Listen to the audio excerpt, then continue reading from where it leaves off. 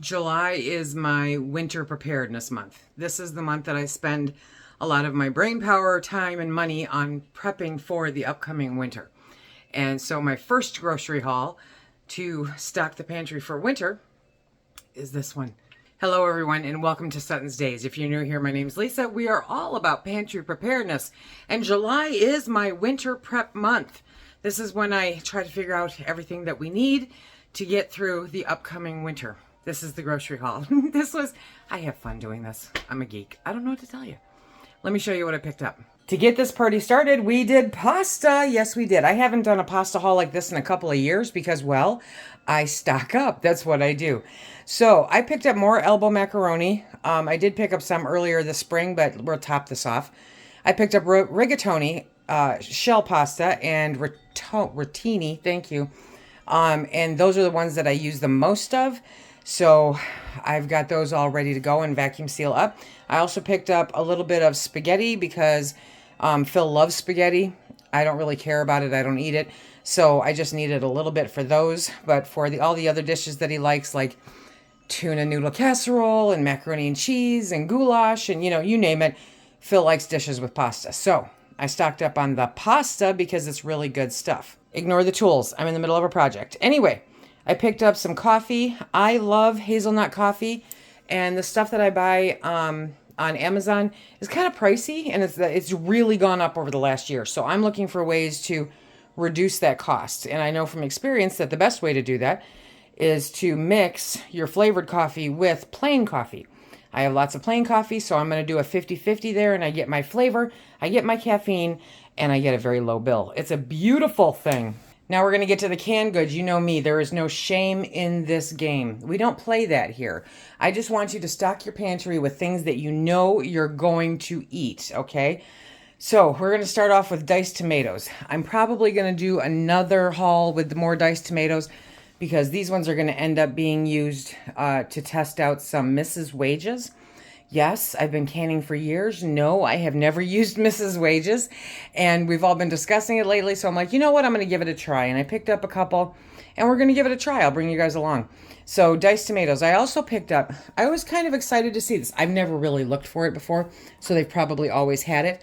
But Great Value has an original diced tomatoes with green chilies. You know what this is?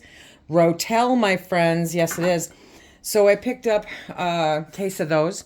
A case of sliced pears, pineapple chunks, mandarin oranges, and fruit cocktail. Those will literally last a year. That will take us a year to go through all of that canned fruit. But they come in handy for a sweet snack in the middle of winter, for making desserts, that kind of thing. They're great to have. I also picked up a dozen of the cream of chicken because it's great to put in recipes to use with all that pasta, and it's just easy and convenient. Yes, I know I can make my own cream of whatever, but sometimes it's just easier to have the cans, and yes, I'm fully aware that this is a food-like substance. It's not even the worst of what I bought, okay? Next, I picked up some bone broth. It's a reduced sodium chicken bone broth. I am drinking too much coffee at nighttime, and so I'm not sleeping real good. So I'm switching over to bone broth at night, because that has no caffeine and it will allow me to sleep, still give me that warm, comforting drink that I enjoy, and life is good. Yes, I make my own bone broth also, but this is like a supplement to it to make sure that I don't run out on either end. It's easy, it's convenient to heat up, and it's good, and it's low sodium. Behind that, you will notice, peanut butter. What? Okay, so it's powdered peanut butter. Now, I do not eat anywhere near the quantity of peanut butter that I did previously. And so as a result, instead of going through a 32-ounce jar every month, we go through a 32-ounce jar every 4 months. I mean, that's how much it's reduced. But Phil really loves peanut butter. And so after a discussion on the Facebook group, our Facebook group, Claire had mentioned that she did a comparison between Great Value powdered peanut butter and Augustin Farms powdered peanut butter. And it's a better deal and good quality coming from Great Value. And I'm all about saving a buck. And so I got 3 of those. That way he can put it in his oatmeal. I can make cookies for him. I can add it to different things. And Phil's a happy guy, which makes me a happy wife, right? Life is good. What else did you get, Lisa? Well, yes, I did buy 50 pounds of sugar. It's just a plain white sugar, 50 pounds. I'm going to fill my buckets. That will fill 2 buckets for me to put into my long-term storage. And now for the king of food-like substance. Okay, no, maybe it's as bad as a Twinkie, probably not. Phil really likes macaroni and cheese. I really like not having to keep fresh cheese on hand all the time. So I end up doing this Velveeta-like cheese. It is a pasteurized prepared cheese product. 1/3 less fat than cheddar cheese. Yeah, okay. This is shelf stable. That will literally get me through the winter with Phil. Phil really likes macaroni and cheese a lot. So he'll be like, can I please have macaroni and cheese for dinner?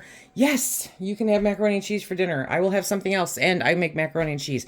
And those are the smaller cubes. They're the 16-ounce cubes, which means that I don't have to have macaroni and cheese for 20 people cooking because I can't figure out how to reduce that.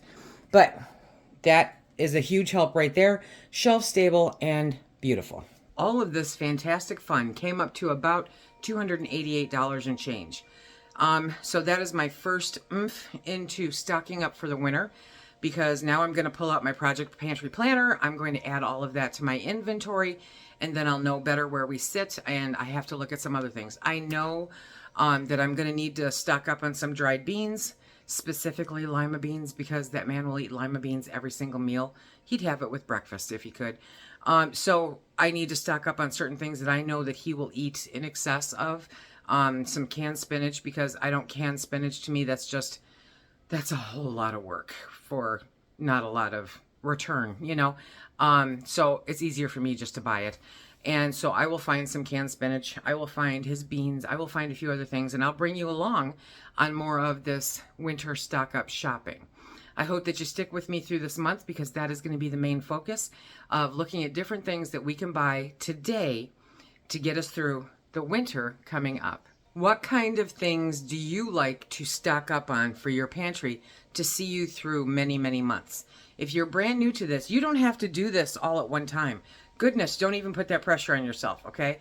I'm able to do this because I have a stocked pantry, which frees up my budget to allow me to do this kind of crazy stuff, because I love it. It's so much fun. Anyway, you don't have to do it all at once. Literally this, okay? This is 70 cents a can. So if you can make room in your budget to pick up a dozen of them, if you use this, then you've got those stocked up, and it's one less thing that you have to spend money on moving forward. Only buy things that you know that you and your family eat. Do not buy it because I buy it. Do not buy it because somebody else buys it. Buy it because you know you like it and you know that you will eat it. And think about how your menu and your taste change depending on the weather, right? Because it's summer right now, and some of the stuff I wouldn't go near with a 10-foot pole. But the minute it starts to get a little bit cooler, I will start cooking more things with pasta. I will start cooking more casseroles with cream of chicken soup or cream of mushroom soup, right? So you have to look at the seasonal differences and what kind of things that you enjoy in the winter and focus on stocking up on those. That is how you build the pantry, slowly but surely, inch by inch, week by week. If you can spend $10 a week to buy excess things so that you can put them up in your pantry, you're golden. By the time the first snowflake flies, you will have a well-stocked pantry to get through the winter. I hope that this was helpful. Be sure to check out this video here for a few more tips and tricks. And until next time, everybody, be safe.